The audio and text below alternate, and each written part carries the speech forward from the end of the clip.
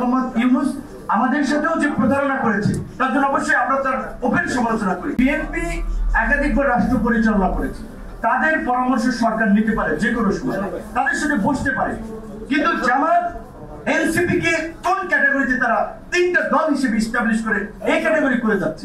এদিকে ডক্টর ইউনূস পারেন, ডক্টর ইউনূসকে যখন এই একতলা থেকে আটতলা লিফটে শেখ হাসিনা হেঁটে হেঁটে উঠাচ্ছিলেন, আমরা প্রতিবাদ করেছি। একটা নির্বাচন আমরা করতে পারি কিনা সুষ্ঠুভাবে সেটা আমরা ব্যক্তিগতভাবে সন্দেহ।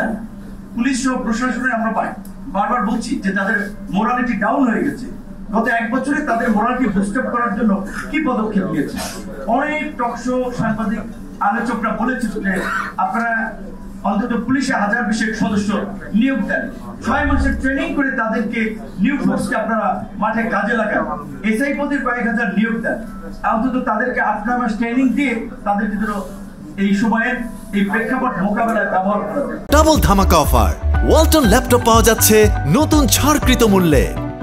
এই পুরো প্রশাসনের সেটআপ তো আগের সেটআপ, এমনকি আপনার এই জনপ্রশাসন থেকে শুরু করে মন্ত্রী পরিষদ বিভাগে যাদেরকে নেওয়া হয়েছে, যাদের প্রশাসনের সাথে সম্পৃক্ততা নাই, 10 থেকে 15 বছর আগে যারা রিটায়ার করেছে, 10-15 বছর যে হিউজ গ্যাপ, তারা তো তাদের সহকর্মীদের পালসে জানে না, সেন্টিমেন্টই জানে না।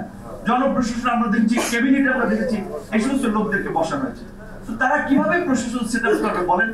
তাহলে এই যে দুটো নির্বাচন, অনেকে আমাদের সহকর্মী নাইট যেটা বলেছিল, আমরা সংস্কারের একটা মুভ, সেটাকে অনেকে ইন্টেনশনালি অন্যদিকে নিয়ে গেছে। যে এখন আমরা বলছি যে মনে করি যে সুষ্ঠুভাবে জাতীয় নির্বাচনটা হোক, তার আগে আসলে আরেকটা গণভোট আয়োজনের প্রেক্ষাপট কি আছে? তাহলে এটা নিয়ে যদি আমরা রাস্তায় নেমে যাই, রাস্তায় আন্দোলন সংগ্রাম শুরু করি, মাহবুব ভাই বলেছিল, প্রকাশক মাহবুব ভাই, যে এই সরকার আমাদের সরকার, তারপরেও তাদের প্রতি আমাদের ক্রিটিসিজম থাকবে, কারণ ডক্টর মোহাম্মদ ইউনূস আমাদের সাথেও যে প্রতারণা করেছে তার জন্য অবশ্যই আমরা তার ওপেন সমালোচনা করি। কারণ আজকে তিনি তিনটা দলকে এস্টাবলিশ করে যাচ্ছেন, এই ক্যাটাগরি করে দিয়ে যাচ্ছেন, আর আমরা বিসি ক্যাটাগরি হয়ে গেছি। এখানে বিএনপি একাধিকবার রাষ্ট্র পরিচালনা করেছে, তাদের পরামর্শ সরকার নিতে পারে যে কোনো সময়, তাদের সাথে বসতে পারে। কিন্তু জামাত এনসিপি কে কোন ক্যাটাগরিতে তারা তিনটা দল হিসেবে এস্টাবলিশ করে এই ক্যাটাগরি করে যাচ্ছে। এদিকে ডক্টর ইউনূস পারেন, বরঞ্চ ডক্টর ইউনূসকে যখন এই একতলা থেকে আটতলা লিফটে শেখ হাসিনা হেঁটে হেঁটে উঠাচ্ছিলেন, আমরা প্রতিবাদ করেছি। আমরা তো সেদিন ইউনূস সাহেবের কাছে কোনো সুযোগ সুবিধা চাইনি। আন্দোলনে কি জোরায় থাকি আমাদের কন্ট্রিবিউশন কম আছে, আমরা লাঞ্ছিত কম হয়েছে, তাহলে সরকার কেন এই ক্লাসিফিকেশনটা করছে? তাহলে আমাদের সাথে প্রতারণা করেছিলেন, আমাদের যে বিশ্বাস, শ্রদ্ধা, ভক্তি নিয়ে আমরা তার প্রতি আস্থা রেখেছিলাম, আজকে 1 বছরের শেষ দিকে তিনি কোন দিকে নিয়ে যাচ্ছেন আমরা তো শঙ্কায় আছি। আজকে যদি আবার কোনোভাবে দেশে একটা অন্যরকমের পরিস্থিতি তৈরি হয়, ওই জুলাই যেমন রিমান্ডে আমাদেরকে জুলাই ছিল, জুলাইতে তো আমাদের ইউনূস সাহেবদের গায়ে টাচ করবেন না। উপদেষ্টা পরিষদ নাহিদ যেটা বলেছে, তারা সেই বেক্সিট ঠিকই পাবেন, 111-এ পেয়েছিলেন না? তো সেই জায়গা থেকে আমরা এখনো সংকটের মধ্যে আছি।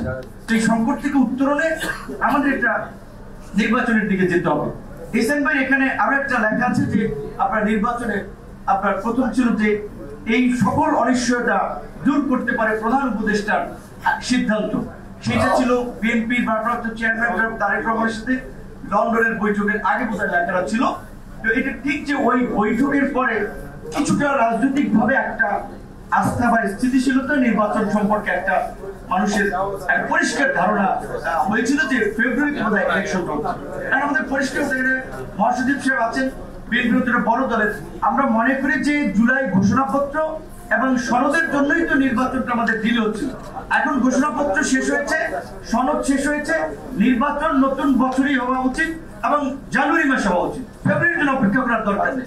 তাই নির্বাচনের জন্য মনে হয় আমরা ফেব্রুয়ারিতে প্রধান উপদেষ্টা করতে, আমরা তাকে বলতে পারি যে এখন জানুয়ারিতে সম্ভব, কারণ নির্বাচন যত ডিলে হবে তত আপনার এই বিচার বলেন, সংস্কার বলেন, এগুলো নিয়ে আরো ঘোলাটে পরিস্থিতি হচ্ছে।